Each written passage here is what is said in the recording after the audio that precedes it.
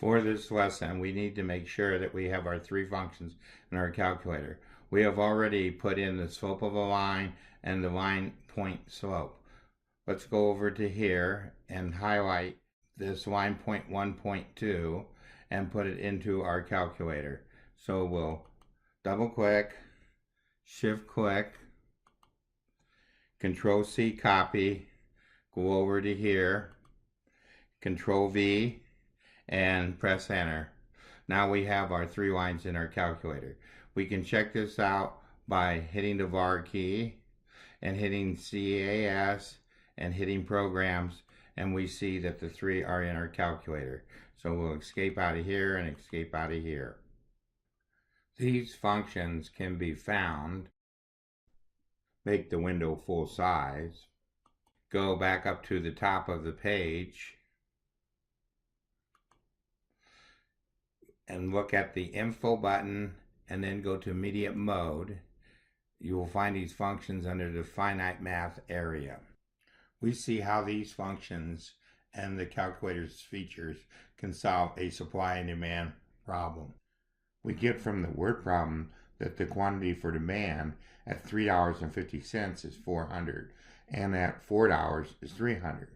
We get that the quantity for supply at $2 is 150 and at $5 is 375. The first four lines in the history of the calculator show us calculating the quantity for demand and the quantity for supply. If we take the values over here and input them into line point 1.2, we end up with minus 200x plus 1100. If we take the second set of values and put them into line point 1.2, we end up with 75x.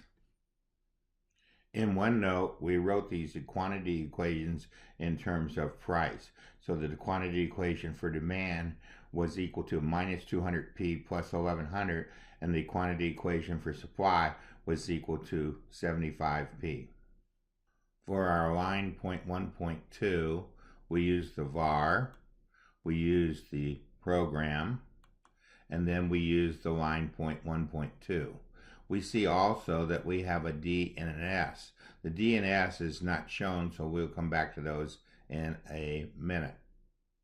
We'll escape out of these two menus. We see also that we use the expand, simplify, and solve command. The simplify command is the soft key right here. The expand command, we have to go to our toolbox. We go to Algebra 1, and we see the expand command as 3. Escape out of this menu. The solve command, go to the toolbox. We hit 3, and then we hit 1. Escape out of the toolbox.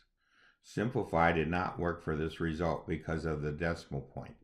So what we did was use expand, highlight this value, copy it into the expand command, and press enter.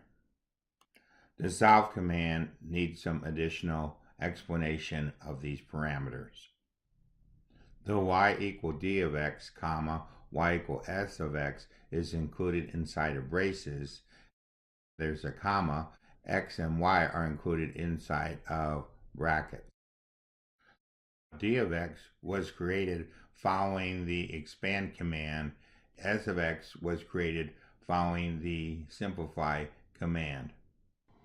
We see the result of the solve command is that the equilibrium price of $4 with the equilibrium supply of 300 and the equilibrium demand of 300. Before plotting our graph, we take a quick look at how d of x was created. So we type d, hit the parentheses, then hit the x, then hit the colon, equal. We go up here, highlight this area, and copy it into here. We press enter. And this puts the equation into our calculator. We do the same thing for s of x. Storing d of x and the s of x helped us two ways.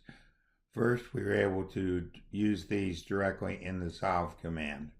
The second use was in the function app. When we go to the symbolic view, we see that we have d of capital X. The symbolic view for the function requires capital letters. Let's take a look at our plot settings. Hit our shift and plot. We see that our settings are for X to go from -1 to 6, since the values go up to 5. The Y range is from -200 to 1200 with a tick value of 100. Since the highest value we have over here is 1100. We look at the second page and make sure the label is checked. We hit our plot key and we have our answer to be 4 and 300. This was pre-set up before with the go-to statement. This ends our lesson on supply and demand.